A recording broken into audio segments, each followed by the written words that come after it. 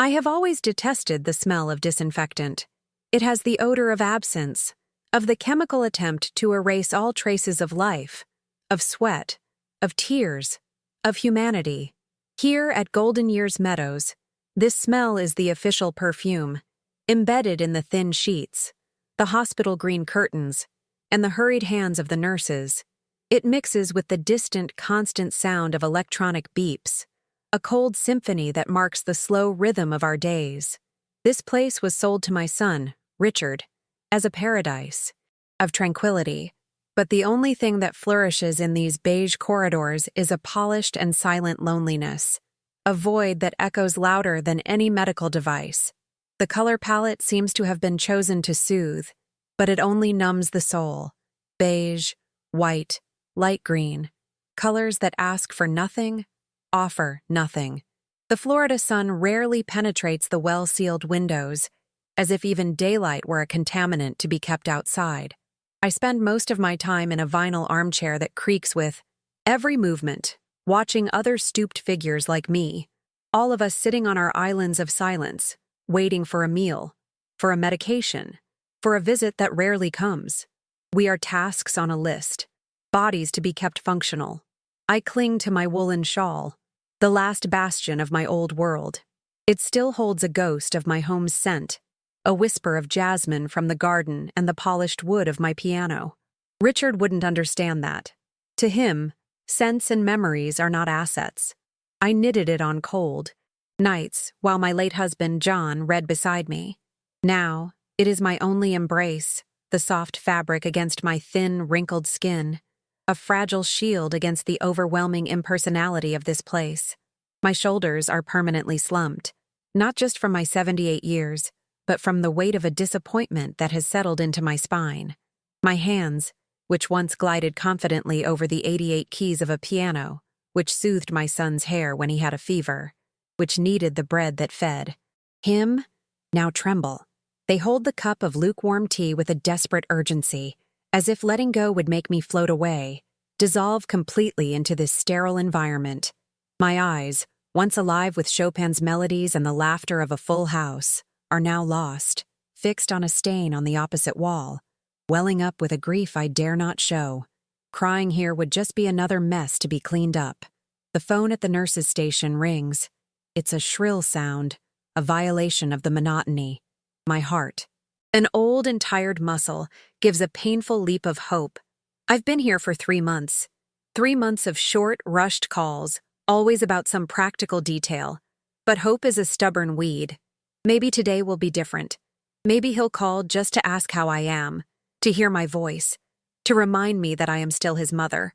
A nurse calls me, the receiver in her hand, her face devoid of any emotion. "Beatrice, it's for you. Your son."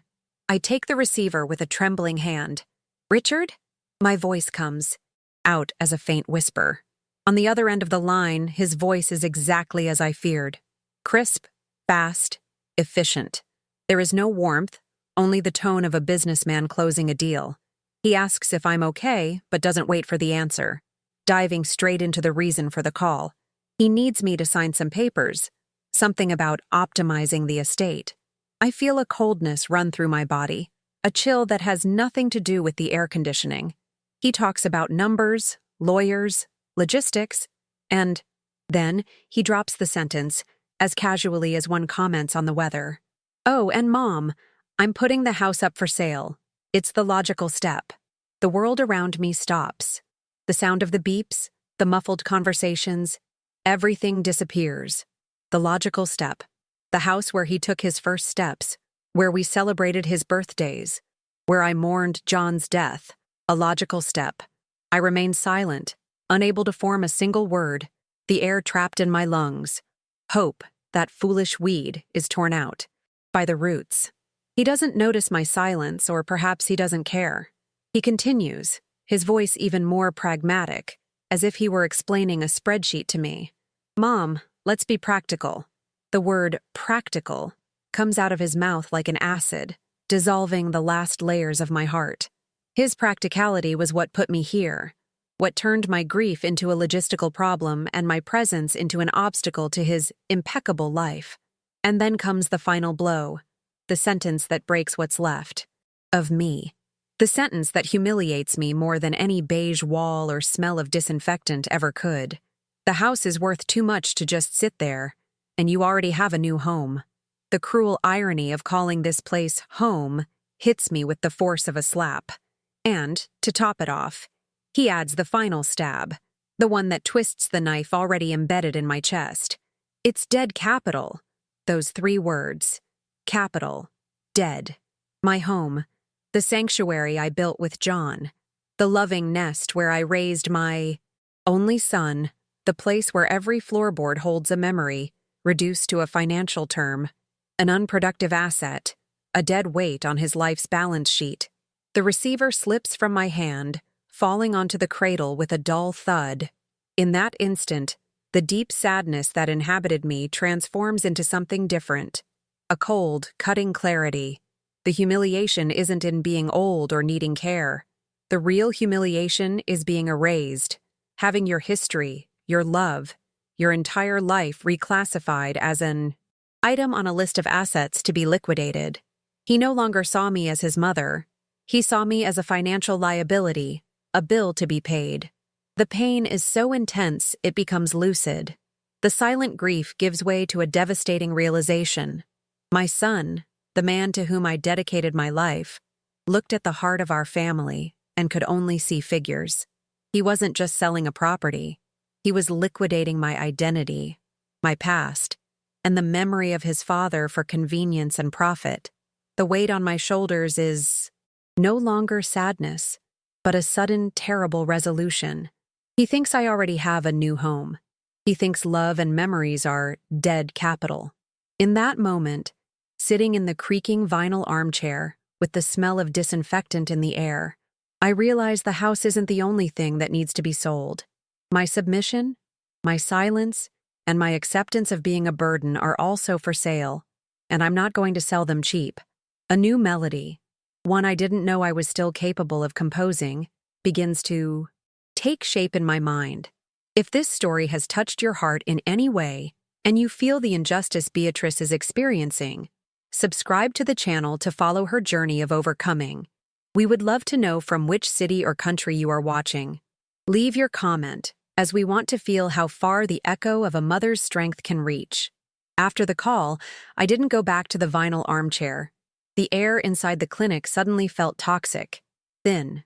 I walked with trembling steps to the garden, patch of trimmed grass with a few anemic rose bushes struggling to survive under the merciless Florida sun. I sat on a cold iron bench in the shade of a lone palm tree, and the shock of those words, dead capital, began to solidify into a physical pain, a heavy stone in my chest. I felt hollow, a shell from which the pearl of my own history had been ripped out and appraised. It was in this state of desolation that a man sat down beside me. Walter. I knew him by sight. A retired 82-year-old. Judge, always with an erect posture and a gaze that seemed to see through the walls of this place.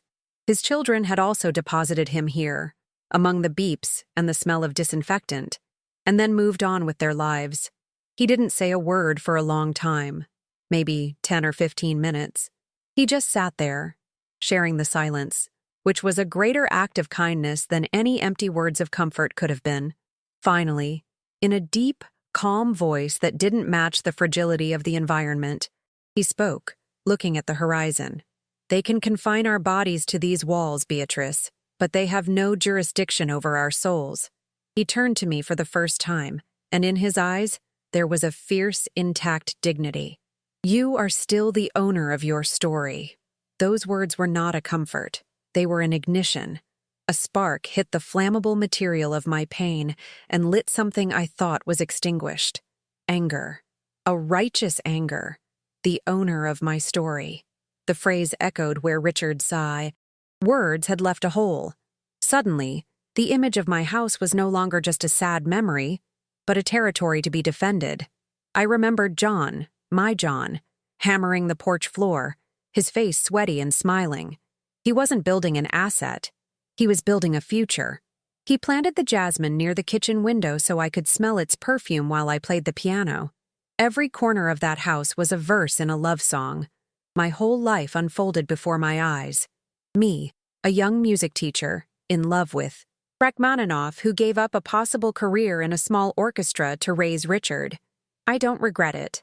Watching him grow, hearing his laughter echo through the rooms, was my most precious symphony. I hosted his friends, cared for his scraped knees, applauded at his graduations. I built my world around him, believing that love was an investment that always paid dividends. The mistake, I now realized with painful clarity, was not loving too much. It was believing that the love I gave would be measured in the same currency.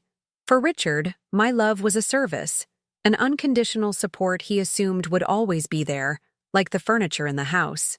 And now that the service provider had become an inconvenience, he was, in fact, liquidating the assets. The house was just the first item on the list. The next was my own relevance. Walter was right. They couldn't have jurisdiction over my soul, but a lifetime of maternal conditioning screamed inside me. A treacherous voice, sounding frighteningly like my own mother's, whispered, "You're going to turn against your own son? You're going to abandon him over a house? What kind of mother does that?" The fear was a physical presence, a lump in my throat. The fear of Richard's fury, of his ability to make me feel small and ungrateful, and the fear of ultimate loneliness. If I cut this tie, even if it was toxic and corroded by greed, what would I have left? Walter was a companion in misfortune, but Richard was my blood, my flesh. The idea of fighting a battle against him was like declaring war on a part of myself, the part that had loved him unconditionally for 45 years. I was paralyzed between the need to defend my dignity and the terror of being completely alone in the world. I spent the next 2 days in a fog, barely eating, responding to the nurses with monosyllables. In my silent conversations with Walter in the garden, I laid out my fears. He didn't give me direct advice. Like the good judge he was, he just asked me questions. "Beatrice, what would John say if he saw the for sale sign in that garden?" Or, "What is lonelier, being physically alone or being next to someone who doesn't see your worth?" His questions were scalpels, cutting through the fat of my fear and exposing the nerve of truth. John would be heartbroken.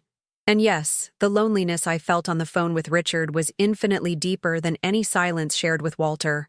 On the third morning, my resolve was firm.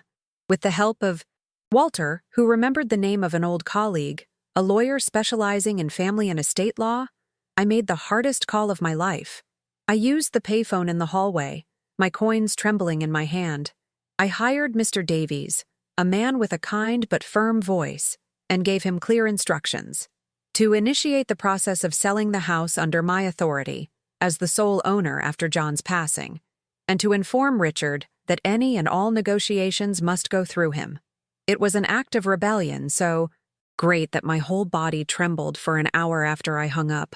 The reaction was swift. 2 days later, Richard burst into the nursing home like a hurricane. He didn't call me. He just showed up, his impeccable face twisted into a mask of fury. He found me in the common room, in front of other residents and 2 nurses. His voice, normally controlled, was loud and sharp, filled with an indignation that chilled my blood. "What do you think you're doing?" he hissed, completely ignoring the people around us. "Hiring a lawyer? Have you lost your mind? Who put these ideas in your head?" He gestured with his expensive cell phone as if it were a weapon. "It was these old vultures, wasn't it? They're trying to take your money, manipulating you." The humiliation was instant and overwhelming. He wasn't talking to me, he was performing for the audience. He came closer, his shadow falling over me in the armchair. "I'm taking care of you, Mom. I'm making sure you have the best. And this is how you thank me? By stabbing me in the back?" His eyes, normally cold and calculating, now burned with a frightening anger. He accused me of being senile, confused, ungrateful. Every word was a blow, designed to break me publicly. The clinic's administration, which until then had treated me with efficient indifference, now viewed me with suspicion. A scandal was bad for business.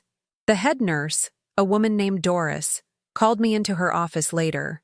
Her tone was not one of concern, but of accusation. "Beatrice, we expect our residents to maintain a peaceful environment. Your son's behavior was unacceptable, but we need to understand what provoked it." Suddenly, I was the problem resident. The nurses' gazes changed. Conversations stopped when I passed. My isolation, once an emotional condition, had now become an unofficial policy of Golden Years Meadows. They feared Richard's fury and the power of his money. It was easier to marginalize me than to confront him. I had never felt so alone. That night I couldn't sleep. Richard's voice echoed in my head, along with the treacherous voice of doubt. What if he was right? What if I was being foolish, sentimental, and destroying my last family connection out of pride? The walls of my small room seemed to be closing in on me. The smell of disinfectant felt suffocating. I went to the garden again. Even in the darkness, Walter was there, as if he knew I would need him. He was sitting on our bench, looking at the moon. "In court," he began softly, without me having to say anything. "The side that shouts the loudest is usually the one with the weakest case. Truth doesn't need volume, Beatrice. It has weight." He looked at me, and for the first time, I saw in his eyes the same pain I felt in my soul, the pain of abandonment. "He's not angry because you're selling the house. He's angry because you reminded him that you exist, that you have your own will. He's not fighting for the house. He's fighting for control over you." His words were both a balm and a whip. They hurt for the truth they contained, but they healed for the validation they gave me. I wasn't crazy. I wasn't senile. I was a woman who was, finally, reclaiming herself. My son had declared me dead capital, but I was very, very much alive. The connection with Walter deepened in that moment. We weren't just two elderly people abandoned in a nursing home. We were veterans of similar emotional wars, allies in a final, crucial battle for dignity. He lent me his strength, his judge's clarity, and I, in return, reminded him that a passion for justice didn't have to retire. The tension grew with each day. Mr. Davies informed me of Richard's intimidation tactics, now threatening to seek legal guardianship to prove my incompetence. Each phone call from my lawyer was a new knot of anxiety in my stomach, but also a step forward in my liberation. The fear was still there, a constant companion, but now it no longer walked ahead of me, dictating my path. It walked beside me. I was learning to live with it, to breathe in spite of it. The music teacher, John's widow, Richard's mother, was giving way to a new identity. Beatrice, the owner of her own story, and I was determined to write the next chapter with the ink of courage, no matter how shaky my hand was. The battle for the house had become the battle for my soul. The meeting room at Golden Years Meadows was even colder and more anonymous than the rest of the building. A long faux wood, laminate table, uncomfortable metal chairs, and a single window that looked out onto a brick wall. It was a place designed for soulless decisions, the perfect stage for what was to come.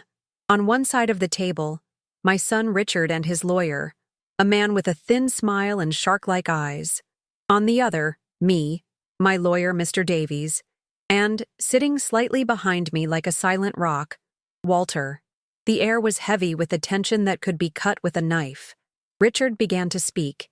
His voice was controlled, polished, the tone of a reasonable man dealing with an irrational situation.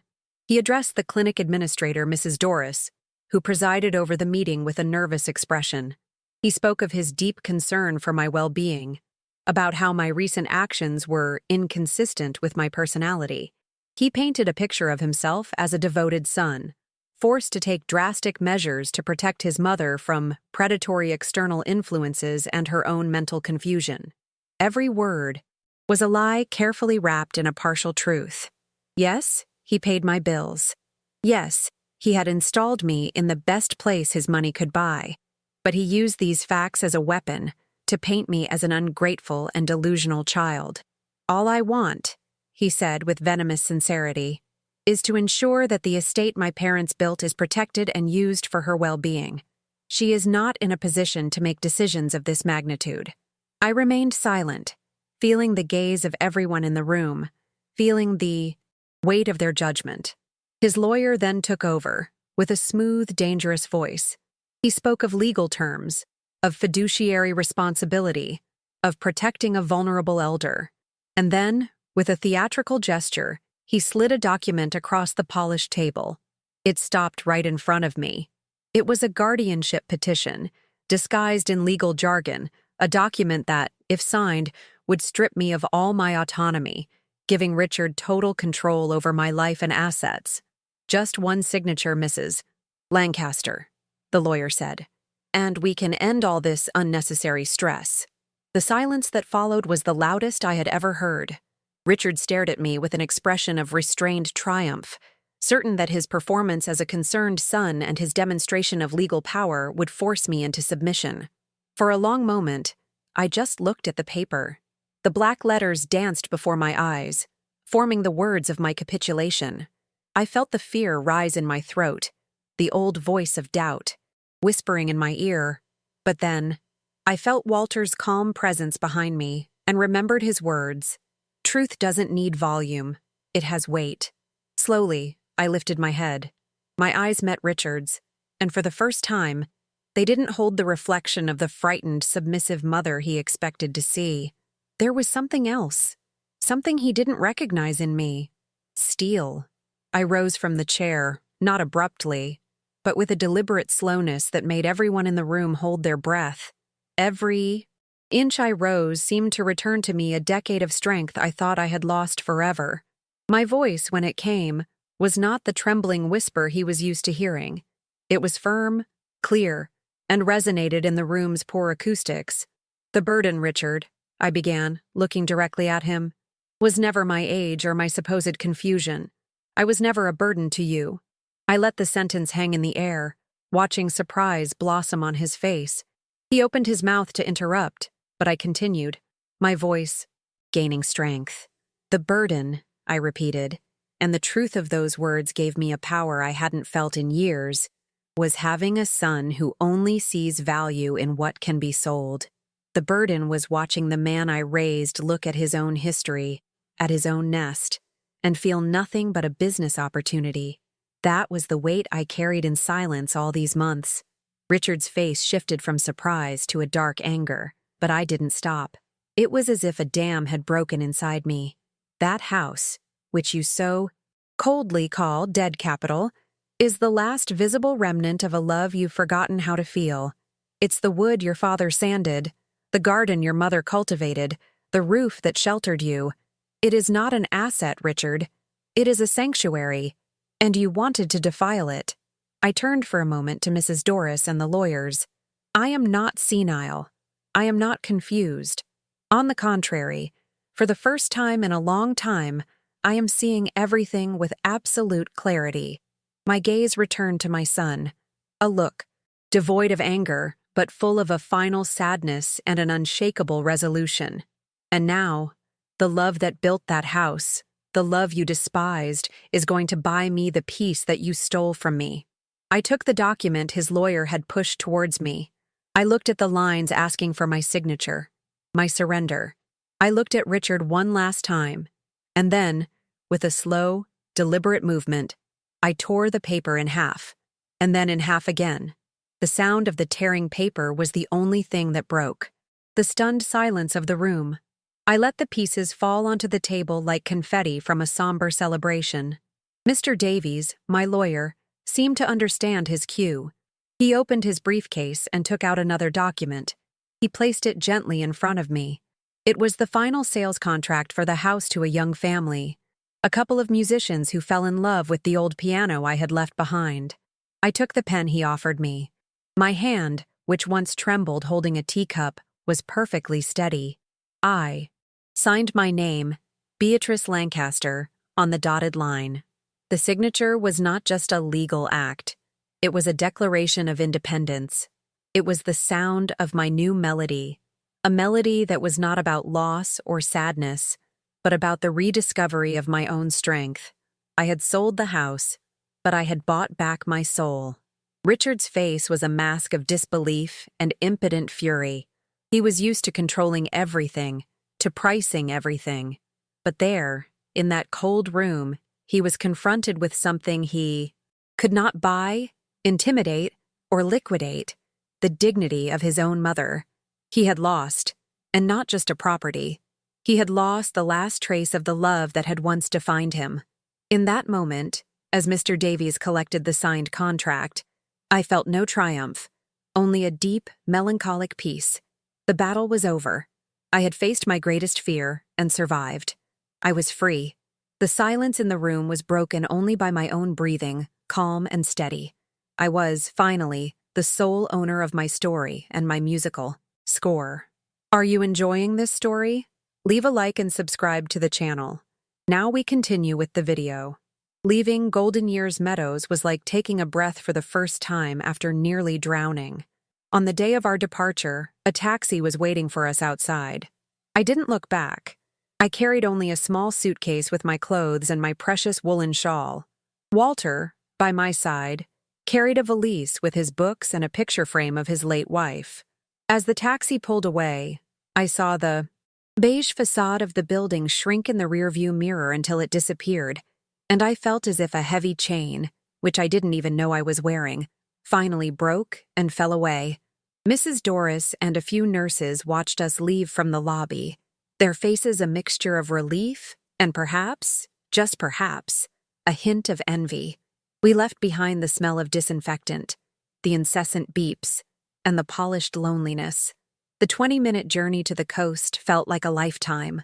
With every mile, the air coming through the car window seemed cleaner, saltier, more full of promise. Walter and I didn't talk much, but we exchanged a look that said it all. We were going home, even if it was a home we had never seen. Our new apartments were one above the other, in a charming little building with a balcony facing the Atlantic Ocean. When I opened my door, sunlight flooded the space, dancing on the freshly painted pale blue walls. The smell was not of chemicals, but of sea salt and fresh paint. The smell of a beginning. I cried, not from sadness, but from overwhelming gratitude. Walter, in his own apartment, opened the windows and just stood there, eyes closed, letting the sea breeze touch his face. The first thing I did was unpack. I placed my shawl over the armchair, and, in the corner of the room, I set up a small electric piano I had bought. I played the first note, a middle C, and the sound, clear and pure, filled the apartment. It was the note of my freedom. In the days that followed, Walter and I established a new routine, one of our own choosing. We had breakfast on my balcony, read the newspaper, and walked slowly along the beach, feeling the sand under our feet. Small freedoms that felt like miracles. The sale of the house left me with $850,000. The number was so vast it seemed unreal. After ensuring we would have enough to live comfortably for the rest of our lives, there was still a substantial amount left. I could have traveled, bought jewelry, lived a life of luxury. But looking at Walter's face, and at the anonymous faces I left behind at the nursing home, showed me the true purpose of that money. It wasn't a prize, it was a responsibility. One evening, as we watched the sunset paint the sky orange and purple, I said to Walter, "They treat art and music like a luxury for the old, like something to pass the time. But it's not. It's a way to remember who we are when the world tries to make us forget." In that moment, the idea was born, fully formed in my mind, as clear as a piano note. I knew exactly what I needed to do. I would use the majority of the money to create a foundation, an organization that would bring exactly what was denied to me to those still trapped in the beige corridors of indifference. I would call it the Final Score Foundation. The name had a double meaning. It didn't refer to the end of life, but to the musical score each of us possesses, our history, our song. And the word final was a challenge. A person's final melody can be their strongest and most beautiful of all. The foundation's mission was simple and powerful: to fund music therapy classes, art workshops, storytelling sessions, and small choirs within nursing homes throughout Florida.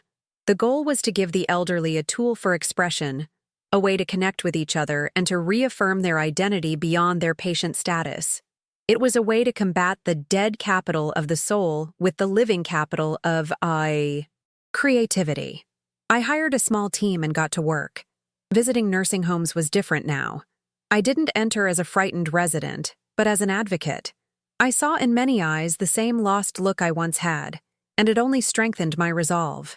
Walter, with his sharp legal mind, helped navigate all the bureaucracy, becoming the chairman of the Foundation's board. We found a purpose that rejuvenated us more than any medical treatment. My philosophy on life had fundamentally changed. I now understood that life is, indeed, like a musical score. Richard hadn't ended my music. He had merely forced a dramatic and unexpected pause, a fermata on a note of pain. But it was up to me to turn the page and begin a new movement. A movement that wasn't a melancholic reprise of the past, but an entirely new composition, with richer harmonies and a stronger rhythm, shaped by resilience. This new melody was more complex.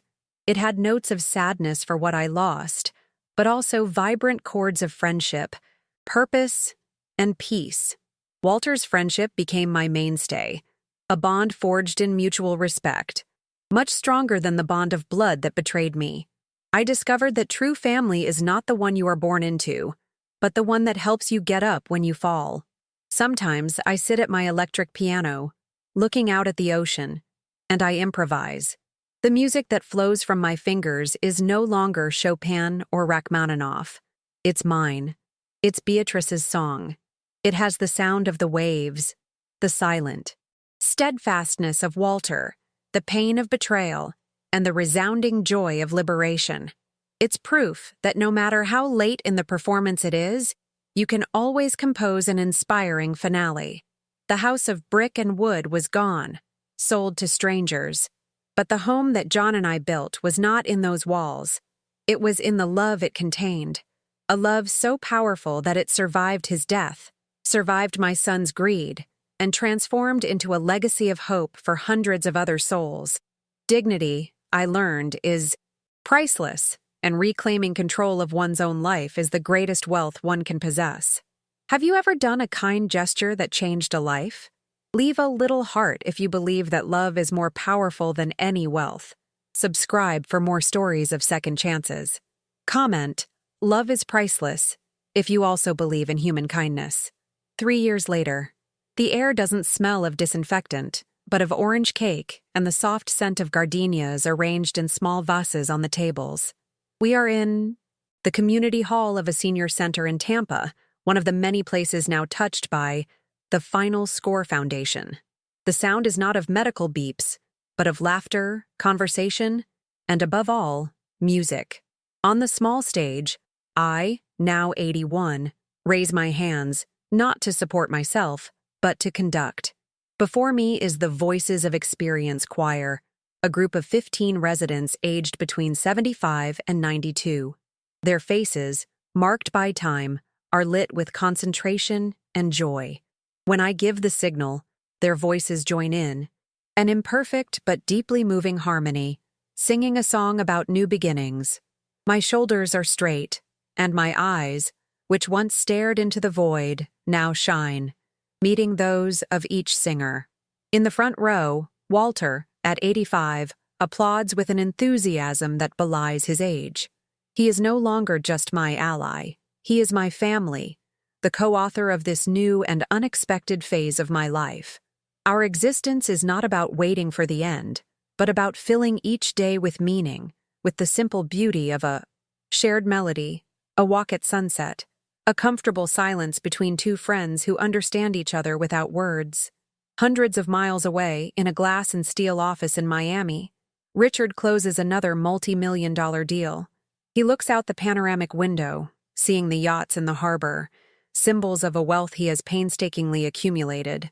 His suit is still impeccable, his watch, very expensive, but his eyes, reflected in the glass, carry a void that no amount of money can fill.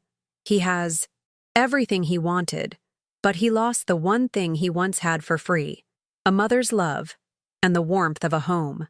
He hears the sound of success, but there is no music in his life.